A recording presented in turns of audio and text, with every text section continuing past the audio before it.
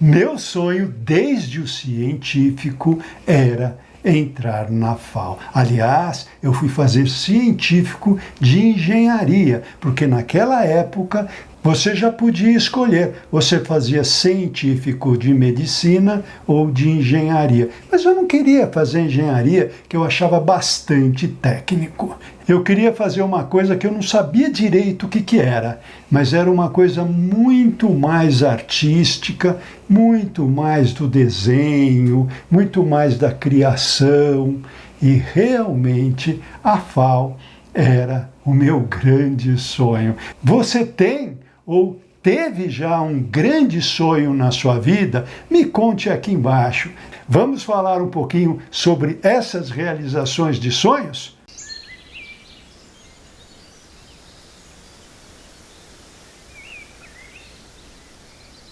Bem, pessoal, com esse sonho fixo na cabeça, eu saí de Taquaritinga, que fica no interior do estado de São Paulo, e vim aqui para a capital para fazer o meu primeiro vestibular. Não tinha feito cursinho, não tinha feito nada, e para o meu espanto, eu fui muito bem nas disciplinas de desenho. Naquela época, existiam os exames das disciplinas técnicas, que eu praticamente zerei em história, em física, que eram disciplinas bastante fracas lá no interior, mas eu fui muito bem em desenho. Eram 6 provas chamadas de linguagem arquitetônica, e nessas provas eu tirei uma média de 9, ou seja, fiquei muito feliz.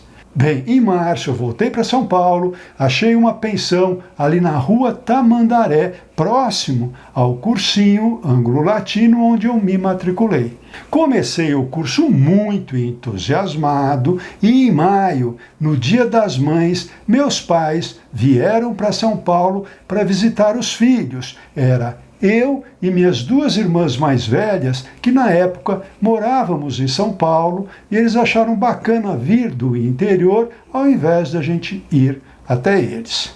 E aí aconteceu uma coisa muito triste que mudou minha vida para sempre. Meu pai sofreu um AVC e uma semana depois ele faleceu.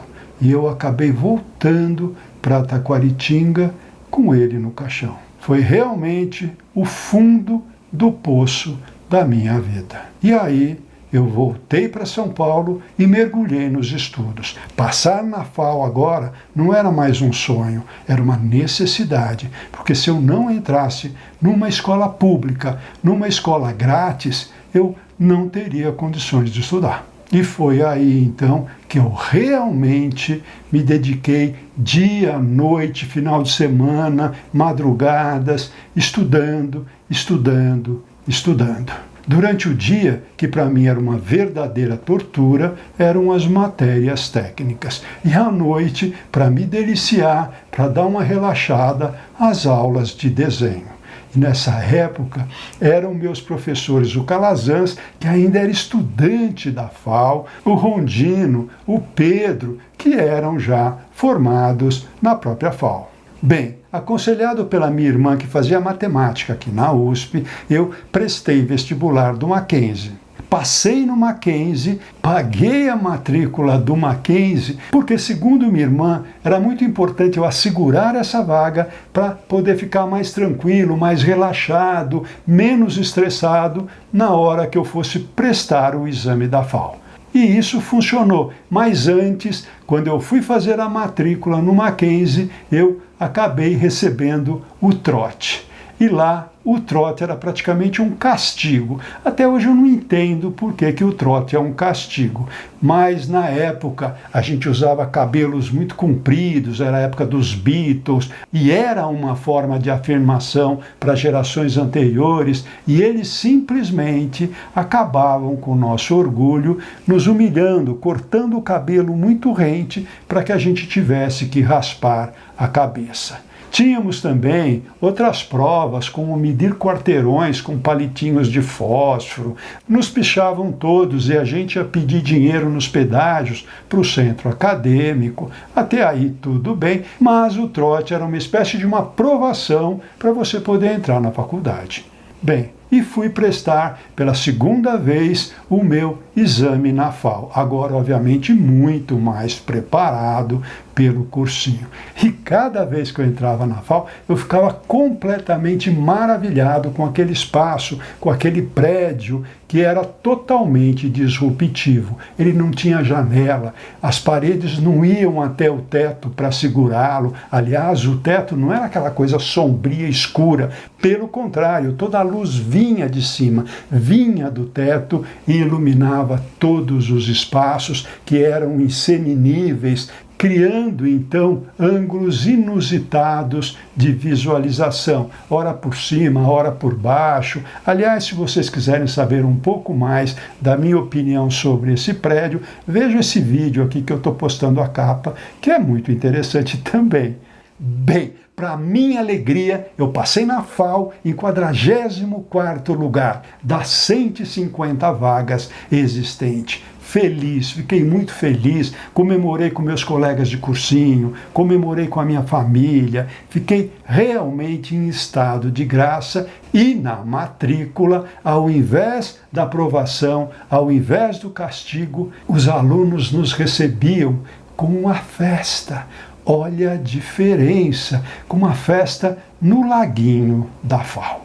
O batismo do Laguinho da FAO já era uma tradição lá na FAO Velha, na Rua Maranhão, onde existia uma fonte. E ali, então, os calouros eram recepcionados para esse batismo lindo, uma forma de dizer: venham, vocês são muito bem-vindos. E lá na FAO Nova, Vila Nova Artigas desenhou esse laguinho para que continuasse a tradição. Só que aqui o laguinho foi feito com um novo desenho, repaginado. Era simplesmente a superfície do asfalto que fazia uma depressão em forma quadrangular e ali então a gente era muito bem recebido, com chopp, com comida, com muita alegria, com sambão, até porque a FAO tinha uma escola de samba. Olha que legal! Me lembro que logo depois o Nestor Goulart Reis Filho foi fazer o lançamento do seu livro fundamental até hoje, que é Quadro da Arquitetura no Brasil, lá no MASP, que também tinha sido inaugurado há não muito tempo. E ele convida a Escola de Samba da FAO para animar ali esse lançamento. Me lembro perfeitamente que ali no subsolo, ele no mezanino jogava livros para nós que estávamos na parte mais baixa e era realmente uma loucura.